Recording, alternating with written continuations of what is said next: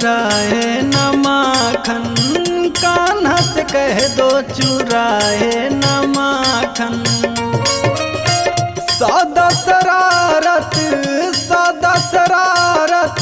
करते हैं मोहन, कान्हा से कह दो चुराए न माखन, कान्हा से कह दो चुराए न माखन, कान्हा से कह दो चुराए न माखन।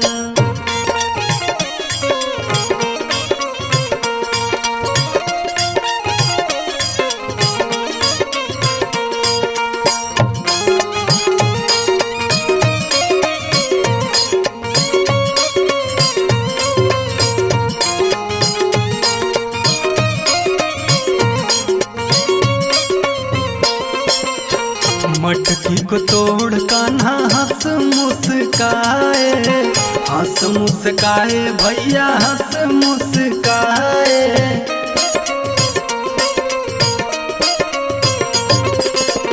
मुरली बजा के सबका मन वो लुभाए, मन वो लुभाए भैया मन वो लुभाए।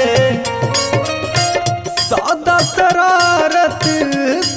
शरारत करते हैं मोहन, कान्हा से कह दो चुराए न माखन, कान्हा से कह दो चुराए न माखन, कान्हा से कह दो चुराए न माखन।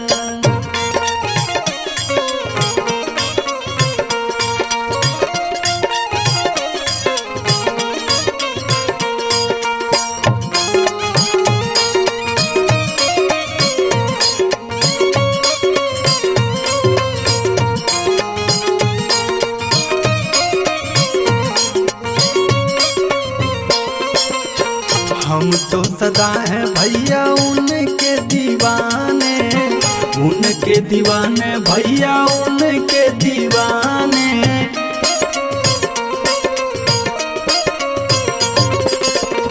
जाने क्या गलती हुई राम ही जाने, राम ही जाने भैया राम ही जाने। सदा शरारत